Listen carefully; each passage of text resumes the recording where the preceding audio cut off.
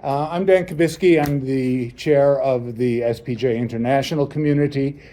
And you may be wondering, why is the international community talking about Tor? Because I first learned about Tor when it was being used by dissident groups and democracy advocates overseas. And said, wow, that's pretty cool. And then finally, a few people in the US realized, hey, if it works for dissidents, democracy advocates, press freedom advocates, and dictatorships, it should work to protect sources with newspapers and television and radio stations in the United States. So we're going to learn all about Tor. And hopefully there'll be, if the Wi-Fi signal is kind of weak, so we may not be able to go through an installing lesson, but it's easy. I've done it, it's easy, okay? So with us then is Pavel Zoneff. He heads the communications for the Tor project. He will not only introduce us to Tor, but he's going to give us some examples of successful uses of Tor in protecting sources and in story development.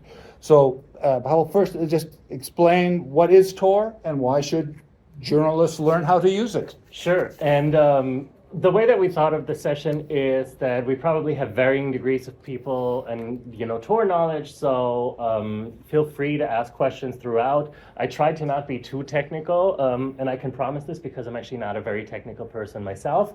So this already goes to show you it is much easier to use, and I hope what we can take away from today's session is essentially that Tor is a very useful addition to any newsroom or any kind of freelance journalistic activity, that it is potentially easier to use than a lot of people think about.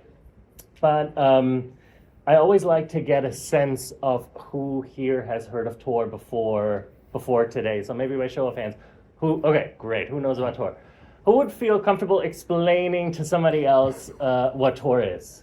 Maybe to a colleague. There you go. Okay, good, okay. And then for the people in the room, how important is source protection or protecting your work as part of your job? All right, so and I'm hoping to close this gap kind of at the end of the session today, because that's really, that's really, I think where we're all at, the understanding that in the modern internet and the surveillance complex that has arisen around the internet's design, that we all probably could do much to protect our own privacy and our source anonymity. But first, I just want to go back in time a little bit. So imagine it's 2013, a young contractor deeply working within the intelligence community stumbles upon a secret surveillance program with global implications. Through the reporting we've learned, and really I think on a global scale, changed the way that we think about privacy. And the whistleblower at the heart of this used two very important tools: Tor, various Tor software, such as Tails, an operating system that is designed for anonymity. Who is the whistleblower that I'm talking about? Right, okay. Yeah, in this case, it's Edward Snowden, but yeah, Assange obviously, close second. And the reason why I'm bringing this up is not only is he one of the most prominent Tor supporters, but also one of the users, I think, that both brought Tor really into mainstream awareness, and at the same time also really highlighted one of the primary journalistic use cases, how the technology can be used for whistleblowing and secure data sharing. And this was also one of the moments that really sparked within the organization kind of a race to make Tor technology easier to use and more accessible, directly pathing the way towards the development of the Tor browser that we're talking about today, and that came about a couple of years later. Because as you can see, as a big advocate and proponent, he's advocating to use Tor and Signal, which is potentially, arguably, a very useful and also user-friendly tool. And but he's also talking about personal OPSEC, and this is kind of where we're spending our time today. Since then, a lot has happened. So yes, Tor browser was developed around 2015, if I'm correct, and then basically mainstream usage and stable release, I think in 2017 or 2018, so a fairly young and new browser. But more importantly, Tor software in one form or another is basically deeply embedded in global news organizations worldwide, not just for whistleblowing, but also as a publishing tool, the so-called onion sites that a lot of news organizations like The Guardian or ProPublica, BBC, Deutsche Welle, etc. have. All of these are basically mirror sites of these outlets that provide anti-censorship resistance. So Tor is not just for receiving potentially sensitive information, but also making sure that public media is actually available to the public without censorship. It's also being used, like I said, by some operating systems, some messaging tools. That's the part that we're going to get into today. Specifically, we're going to look at two tools in addition to Tor browser. One is SecureDrop and the other one is OnionShare. They have kind of different use cases within journalistic contexts. But what you can see basically from this big adoption, the two things. One, clearly there's real life importance, specifically real life importance for newsroom or journalistic use cases. But also the large adoption is a direct result of the fact that Tor is free and open source software. That means that people can take it, can use it for their own applications, embedded in their own apps and tools that they're developing. And so, yeah, today many applications run on Tor, and we love that. And the main tool I'm going to use to describe some of the more technical elements is going to be Tor browser today. I see somebody with a laptop. If other people have a laptop, I think now would be a good time to download it if you want to follow along on your own time, but it's okay. I'll just try to do as much as possible here on my own computer.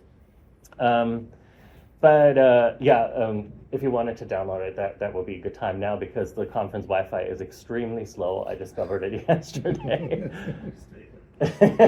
I mean, yeah, even with like ClearNet browsers, forget it. I've said it. So one of the main concerns I think early on with Tor was how can we make it more user-friendly? And developing a desktop application was the way to go in the mid-2010s. And so Tor browser is just like any other browser, think of Chrome, Safari, Firefox, except it does not expose who you are, where your location is, and really prevents you from anybody surveilling your traffic. As of today, Tor browser is available in 37 languages. That also goes a long way to the fact that we want to make it more available to people. We want to make it easier to use, also with documentation and manuals in those same languages. And I actually looked it up the last time, 3 years ago when we spoke about Tor browser, it was only available in 19 languages, so we've basically doubled that number. And this year, adding Belarusian and Bulgarian, for example. Since I'm Bulgarian, I love the fact that it's available in Bulgarian. I can also tell you that there's more localization work to be done. So if you know any languages that maybe are not that popular or other people don't speak, approach us. We always need localizers. Okay. The URL for Tor is torproject.org. Exactly. So if you wanted to download it, that's where you start. Right. So that's up right here. Right. So torproject.org/download or torproject.org. I also encourage you to visit the site because we just launched our year-end fundraising campaign. We are a nonprofit, and I'll talk about this maybe later today. But the importance of go ahead. Yeah. I just have a question. I have Tor browser downloaded. Are there multiple Tor browsers or just one? Exactly. So that is exactly the point that I want to hammer home. Download Tor from a trusted source. So torproject.org is the official site to download it. You can see the options here. It's available for Windows, Mac, Linux, and Android.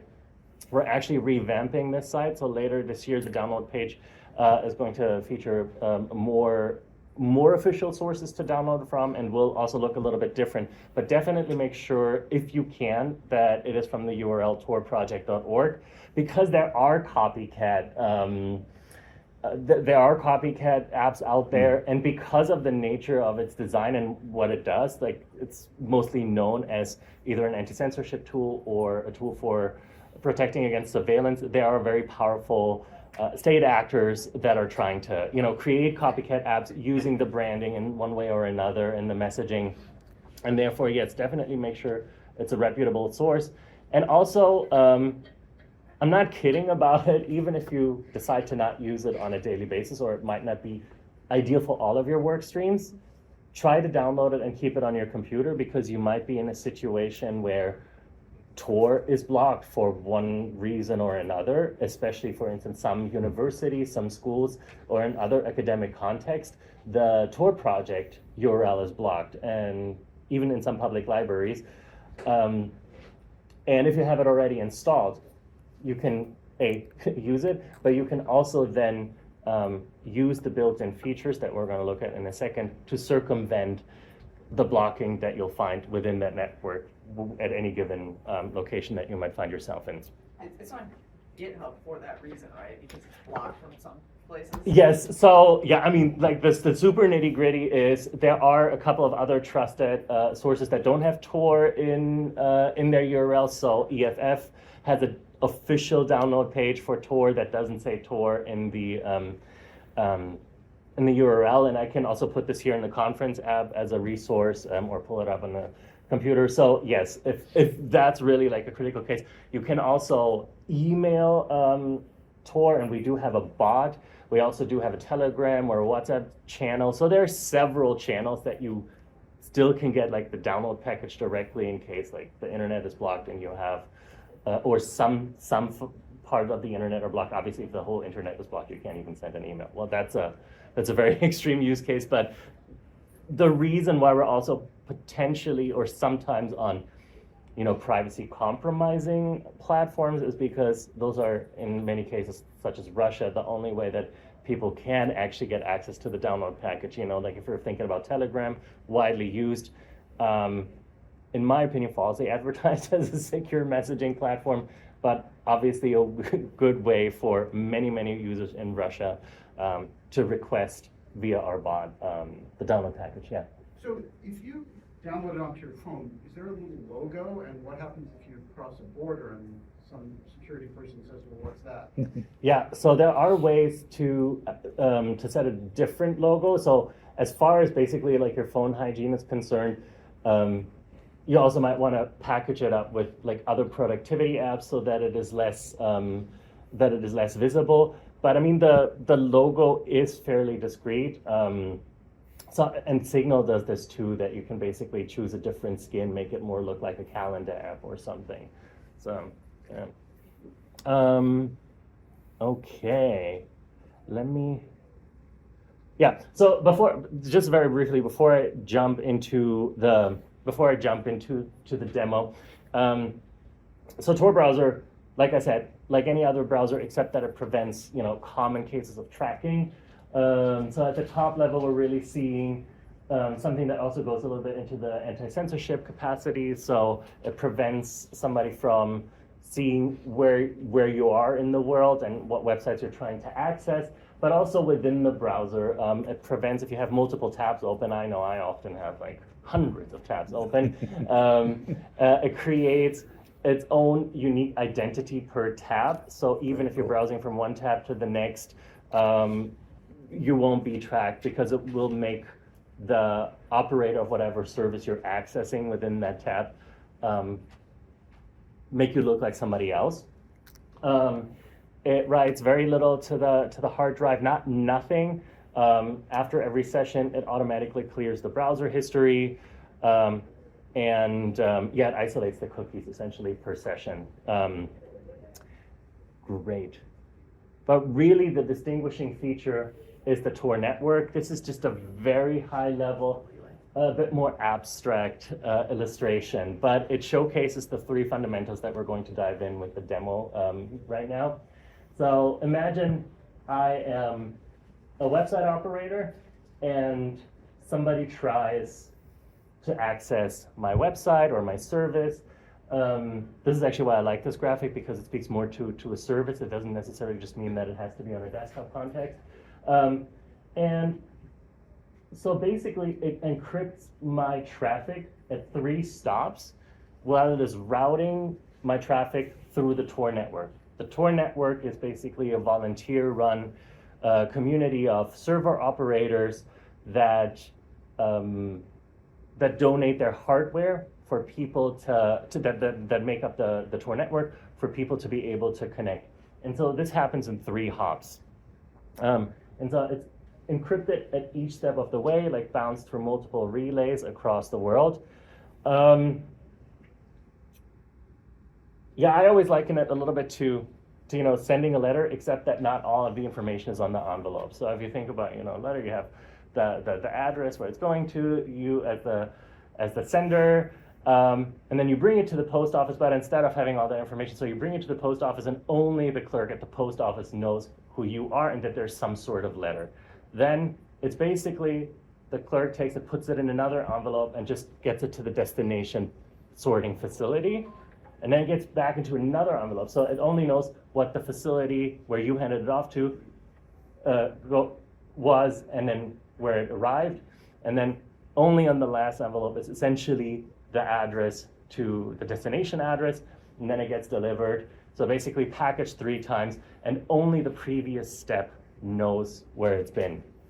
And now that we're jumping into, just gonna end this, you can see even I'm using Google Chrome for a variety of reasons today, but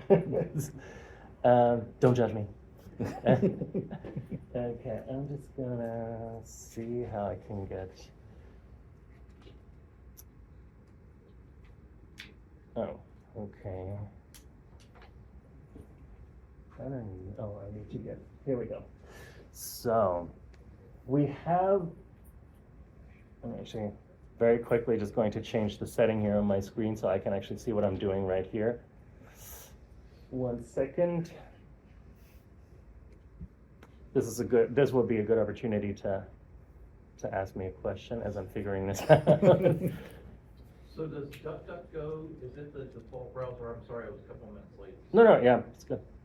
So, yes, we can actually look at this right now. Oh, Jesus Christ. Or, I'm sorry, default search engine. Yeah, it's a default search engine for a variety of reasons, partially because, I mean, it has similar principles to Tor, in which we are, it has similar principles to Tor in that it doesn't, track user data, it doesn't store your search history, so it's fundamentally value aligned. But there are also other privacy preserving ones in there. So start page is an option, and you can actually customize the browser to have them in there. So why can I not move this over here? I told you I'm not a super technical person. Okay. Oh, you're trying to slide it over to the. Yeah, I'm trying to slide it over to the thing. projector? Or even mirror it. Let me see. I just might mirror it. So yeah, here we go. Okay. Okay. Let me do this. This is not Tor's fault. No, this is- Okay? This is talking to the hotel system. Mhm. Earlier you say that 37 languages. Mhm. If my language doesn't show on that, how can I use it? Contact them. Contact them. Yep. Do you have contact them? Yes, I do. So there are multiple. Sorry, let me just figure this. What is this? His contact screen? information is in the app. Yeah. Yeah. Tor Project, so they have contact. Oh, here we go. Yeah. Okay. I'm just gonna share my entire screen then. I said I have multiple. Oh, but on that note, yeah, I mean, so there are popular languages. So English obviously is like one of the access points. But yeah, if somebody can help us localize, that will be a way to go.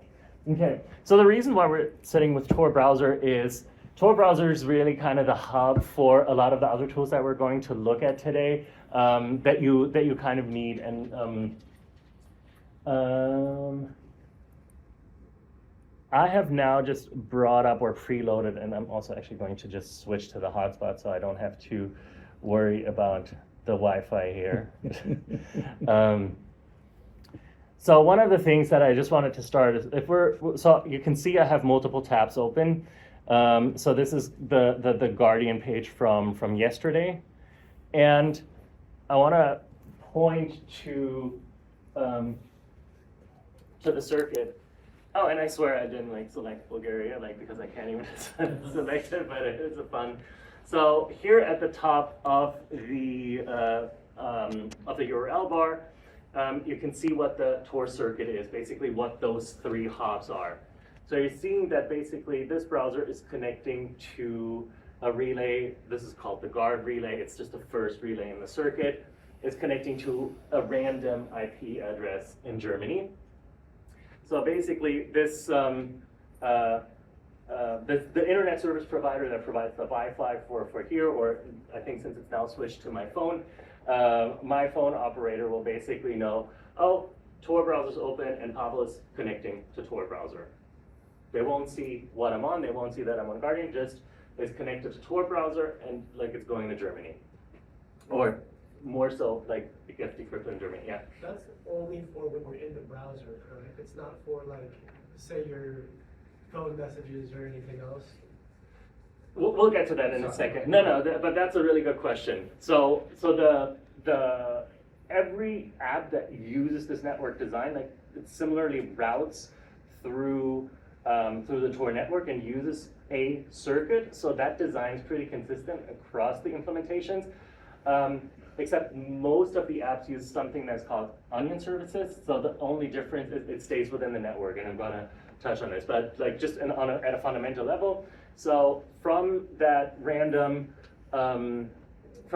selected server computer in Germany, it goes to Bulgaria. Then in Bulgaria, it decrypts just as some random Tor user came from somewhere in Germany, and then basically at the final step where Oh, sorry. Your screen blanked out. oh, thank you.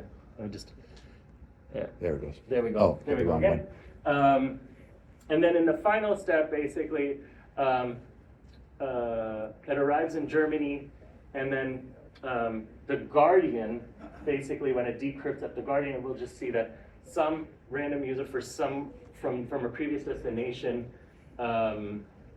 is trying to access the website. So if the Guardian were to look at their website metrics, they would just see that some random user, some random unidentified Tor user is trying to access the page.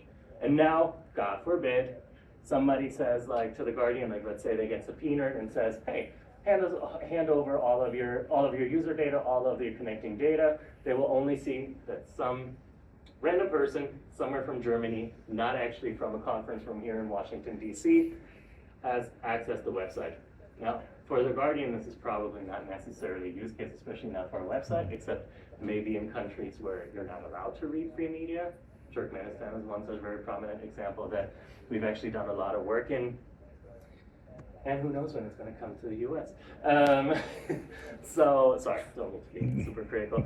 But yeah, so this is basically just the underlying architecture. And yeah, so that is fundamentally how this proxy network works and why there are these strong anonymity and privacy protections.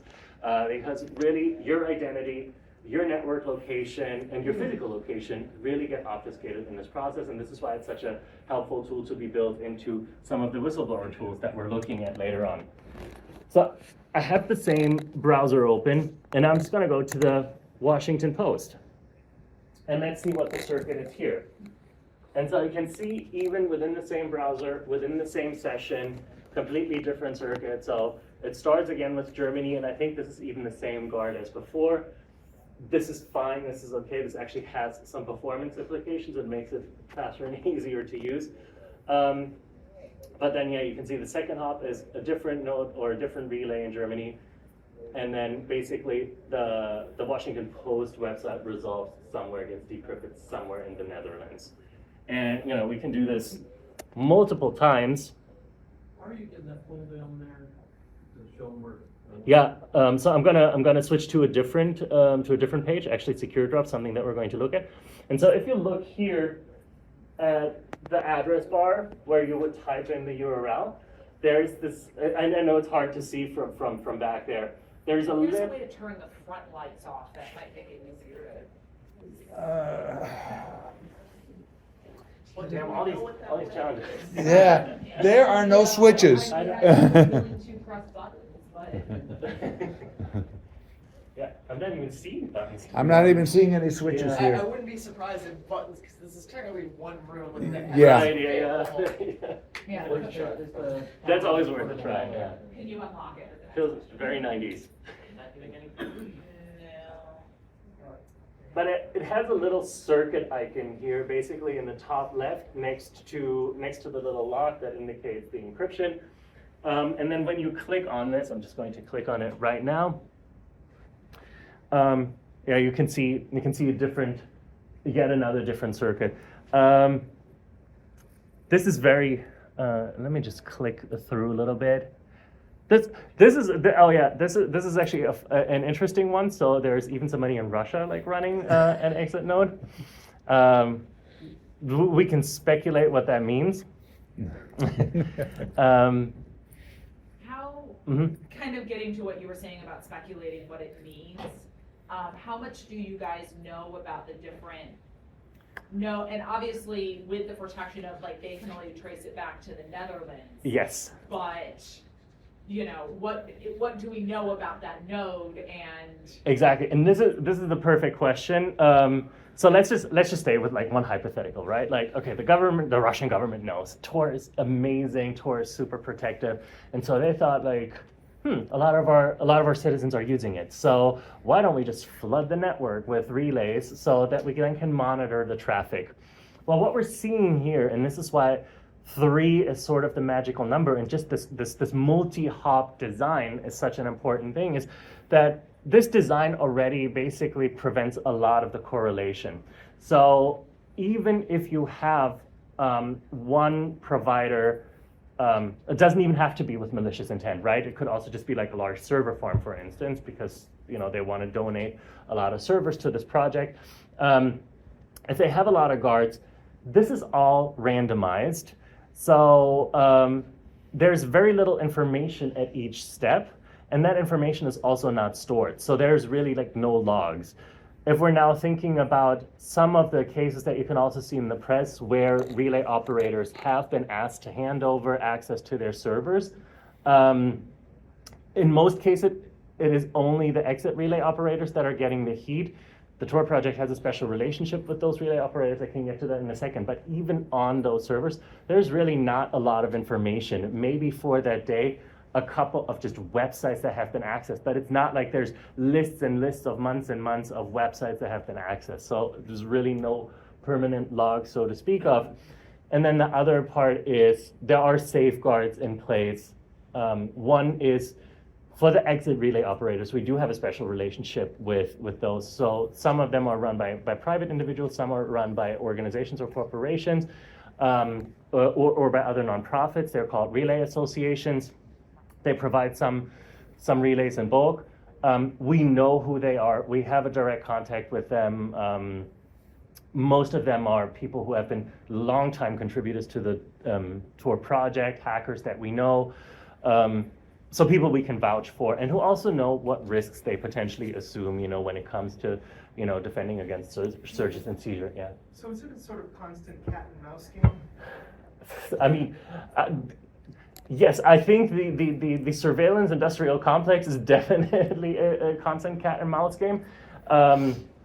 Because yes, especially people who are seeking to censor your access to information or news, they're constantly coming up with more sophisticated ways of censoring it or potentially trying to surveil the Tor network. So yes, in many ways, it is like we liken it to an arms race, can be a cat's and mouse game. However, Tor, and like, I know it's always weird when I go back to something that happened 10, 12 years ago with the Snowden case, but Tor has been around for like 25 years now. The fundamental design hasn't really changed. We've made code improvements. We've written the code language to make it more modern, more performant. But the 3-hop design is still unparalleled in its ability to really, for most majority use cases, obfuscate who a user is and really provide an extremely high degree of anonymity. So in this cat and mouse game, I think we're coming up strong. We're also coming up strong because as an organization, we're well funded and we have dedicated teams that are constantly looking at different types of government censorship and are adopting our tools, are rewriting the code to meet the new challenges, are adding new features. So yeah, I mean, I think having this 3-hop design for so long speaks a little bit to itself. Yeah, go ahead. Are there any restrictions, given that even the guard node has different status to even be demarcated there? Are there restrictions on like what a guard node can be? Is it like different given that they actually have access to the user's original IP? I mean, no, because we still don't know who that user is. Because the minute that they use Tor browser, all we know that it is someone using Tor browser.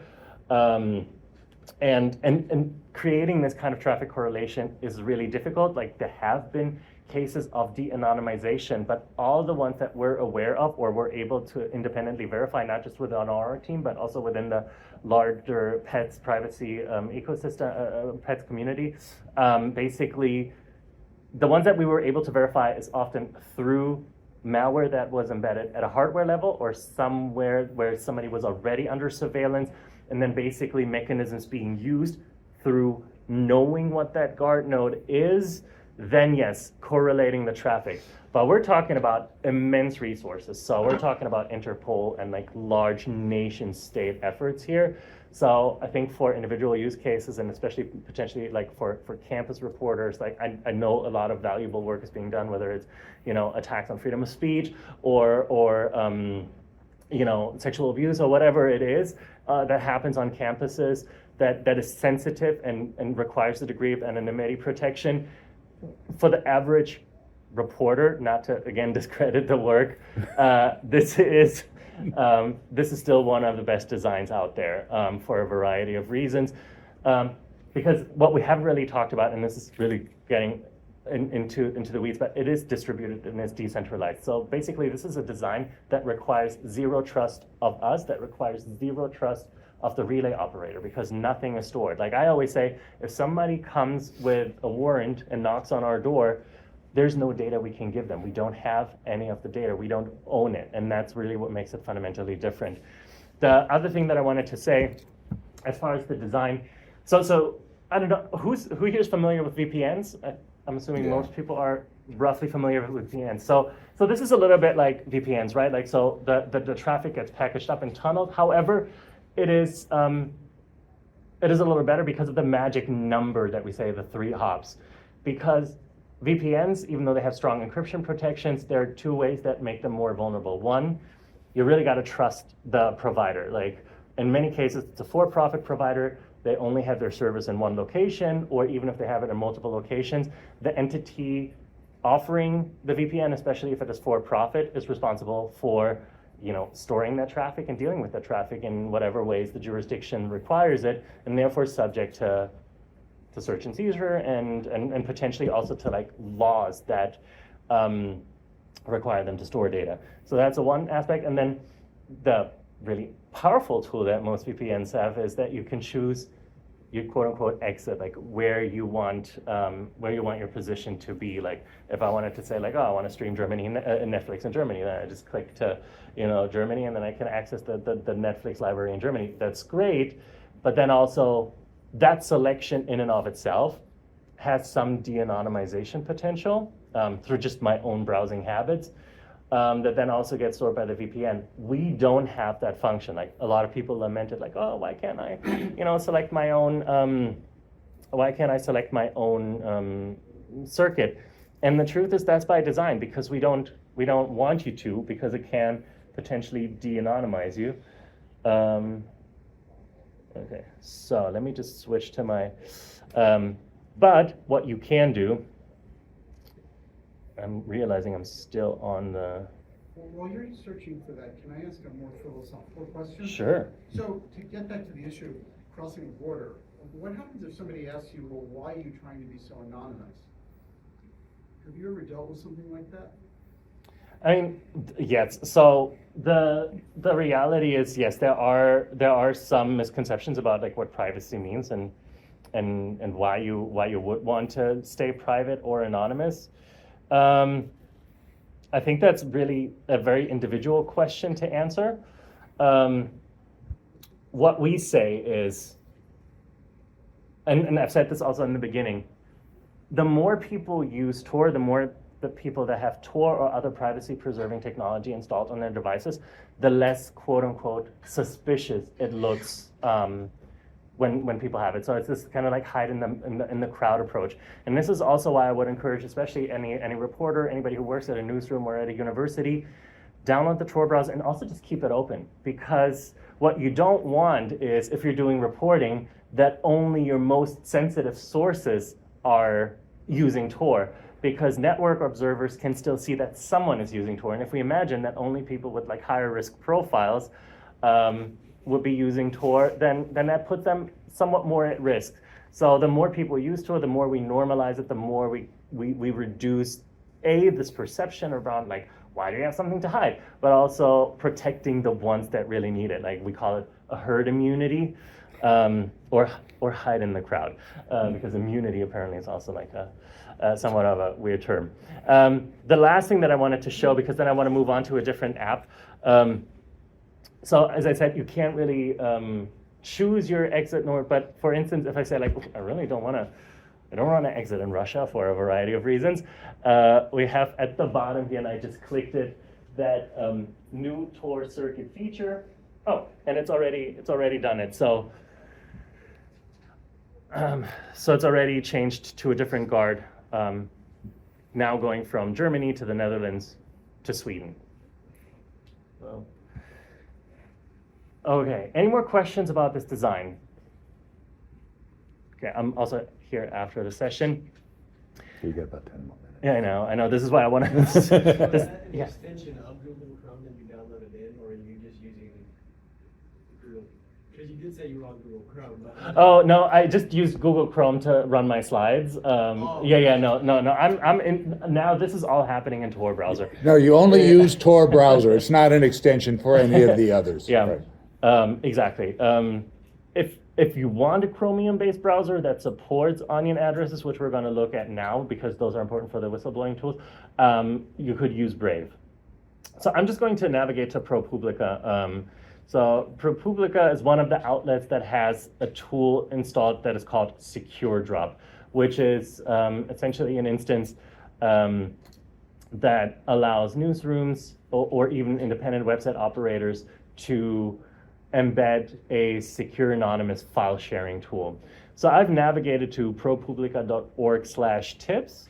And if we're scrolling down to their section about how to submit a tip, there are various ways. Signal, obviously very popular, Proton, but I'm going to choose Secure Drop.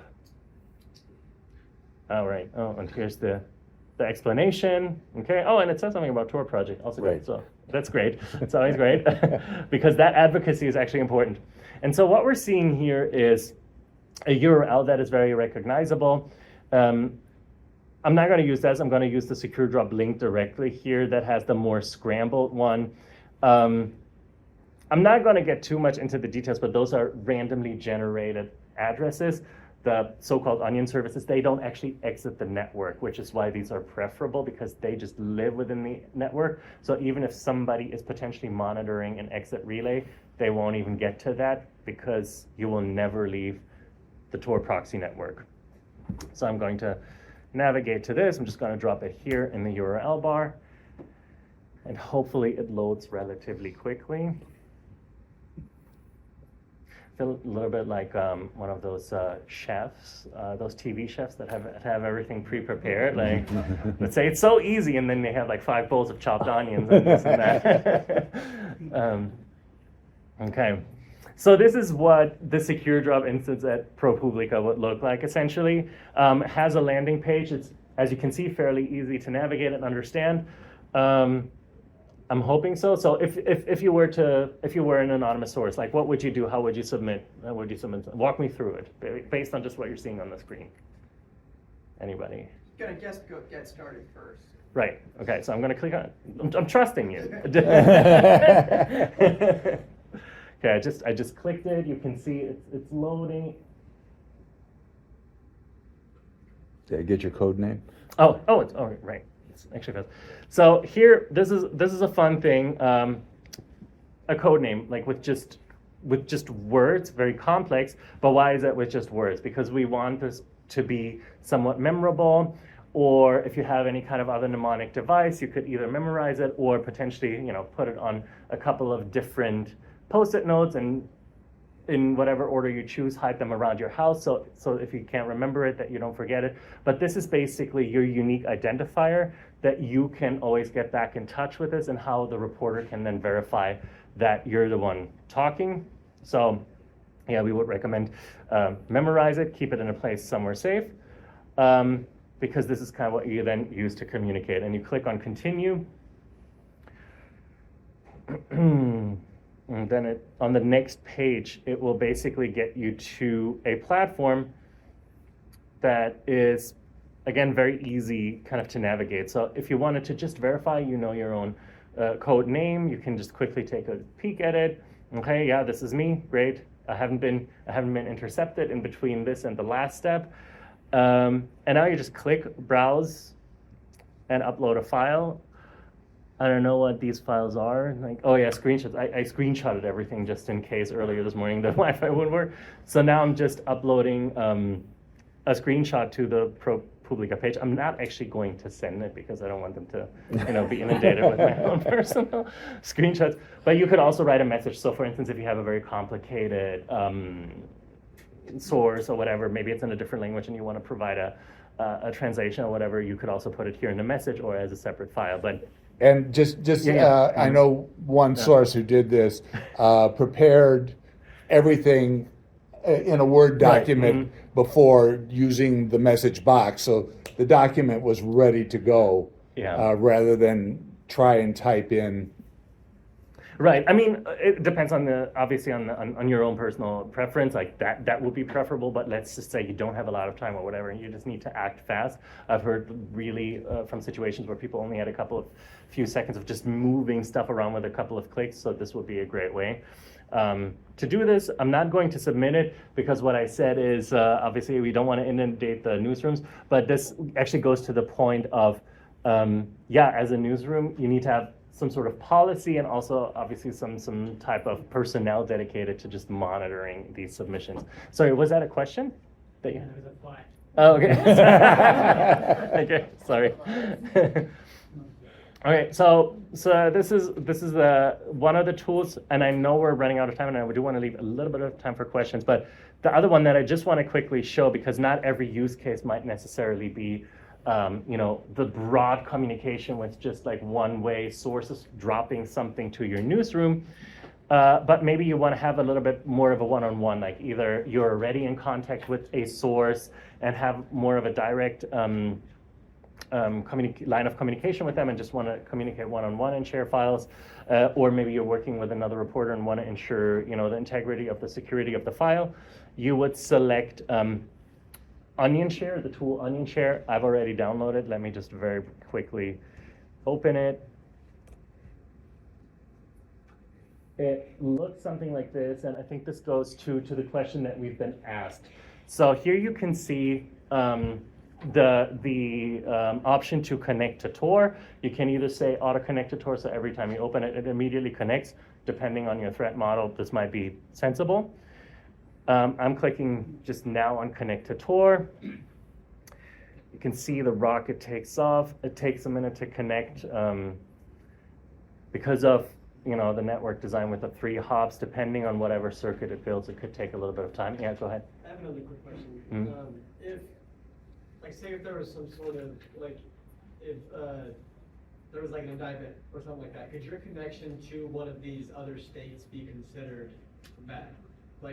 One of the routings was through Russia or something like that, or if there was another state Like, do you understand my question? Yes, and I mean the fact that nobody knows that it is you, like Russia wouldn't know that somebody outside of Russia is connecting. Russia wouldn't know what that person is trying to connect to. So because that information isn't available in the logs, because it's all encrypted. I'm more or less speaking on our own government, thinking of like treason ways.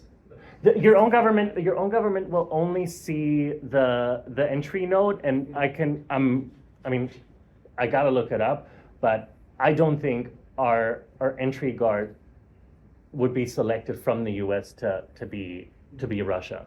Like, I'd be surprised if that was the case. Yeah. I meant like the actual IP address, like the numbers. Could that be pulled and used against you? Like those. Right. That's like the guard. Like that's the IP address. Yeah. Here's the thing. Like, it depends on like how malicious whatever person is trying to make a case is against you. Legally, there's nothing preventing you from visiting Russian websites. Right. So, yeah. I'm just going to show this very quickly. There's the chat function here, but also the file sharing is really interesting. So I'm just going to upload the same screenshot that I had. It's added here, and I'm going to click Start Sharing, just so you can see what happens on the next screen, because it is actually quite fast, quite intuitive. So for your recipient, what you would have to send them are two pieces of information. Like the top URL address is actually where they can retrieve the file. So you would want to choose one secure communication channel. So for instance, if you're using encrypted mail, Proton Mail, send them this URL via mail, and then maybe choose a different, use a different channel, maybe Signal messaging, to send them the private key. It's, you know, obfuscated here by design, but you could also reveal it. So, but this is what it would look like. So you and the recipient need the two pieces of information. I'm going to stop here because I want to leave a couple more minutes for questions. Randy. So, I guess, you know, I'm just so cynical about these things. Yeah. I mean, if a government really wanted to come down hard, whether it's an organization or an individual, could they do that? And do they have, would it be possible for them to have back doors into this stuff that you're not even aware of? Oh yeah, so this is the other thing that I forgot to mention. So as part of the safeguards of the Tor project, we routinely actually prevent the flooding of the network with relays, for instance, from like whether it's a government or some other malicious actors. Like, these things happen, and we have ways of detecting, just because of the way that most people go about it, like trying to really deploy mass relays in the network, that we can really see kind of their malicious intent in many ways, and then we just kick them off. So it's not that it is not managed. So the Tor project actually, as an organization, manages the network and helps limit some of those risks. Like, obviously 100% guarantee is never given, but I guess the real practical use case is if you're already on somebody's watch list, they likely already have some sort of spyware embedded on your phone or on whatever device you're using. So this is more of the likely cause. So what we're seeing, especially in legal cases where Tor is involved, people have already been under surveillance, and then yes, their Tor usage has been used as just one more proof point. Often not enough evidence for an eviction. There are some very famous cases, which is why it is even more important to mainstream the technology, so that with more normal usage, we kind of can combat those stereotypes. Yeah, you mentioned Tor has been around for 25 years. Has NSA, NRO, or DIA cracked it yet? Well, you gotta ask them. No, I mean, Okay, that's fair. no, I mean, like the question is, what do we mean with cracking? Oh yeah, I guess the question was also asked about encryption backdoors. So we are not aware that there are any encryption backdoors. We are also in the process of updating the Tor design to handle post-quantum encryption, and basically, like, those are bigger threats to encryption than I would say government or state actors, because the surveillance tools that they use are sophisticated in a way where encryption is really the last thing that they need to be concerned about. Like, their techniques are more about really surveilling networks at a mass scale. And that is really hard to protect from, yes. Micro, macro kind of stuff. Okay. Yeah. Did you have a question? Oh. Okay. I'm going to take the last question. Sure. Or actually give you the last question. Would you be willing, or is the Tor Project willing, if people want to take this information back to their newsrooms, could you do either in person, if you have somebody in the area, or a Zoom course to introduce the newsroom to the program? Yes, so I'm just trying to, so yes, we do have programs, a variety of programs, including also outreach programs to actually diversify the relays. So in other parts of the world with strong internet, specifically the Global South is an area of concern because there are a lot of Tor users, but they want to have fast internet. So we do have programs to reach out within those communities. And yes, I would say your first address for help setting up secure drop or any kind of other technologies is actually the Freedom of the Press Foundation. They have just a bigger staff and like a dedicated advocacy team. So that would be my first call, Freedom of the Press Foundation. But yeah, otherwise, and I'm just gonna, here we go. The Tor Project, actually, we do have a variety of support channels. I talked about WhatsApp, Telegram, Signal, but really front desk at torproject.org for any kind of specific questions. A lot of them get filtered to our community team and they can help out or even point you to the correct resources, so don't be shy, because I know it's very information dense. And then also we have the forum.torproject.org. So there you can also ask specific questions that are maybe not too of a sensitive nature, but basically all of our technical community, including potentially people from Freedom of the Press and hardcore hackers and developers, will chime in on your specific topic. So that would actually be a really great question to ask on the forum. Okay. Pavel, Yeah. it is always a joy for me to have somebody from Tor in a discussion, because I learned something. This is the third, fourth time I've been with a Tor Project presentation, and I keep learning new things. Okay, great. So thank you very much for coming all the way out here today. Thank you. Yeah.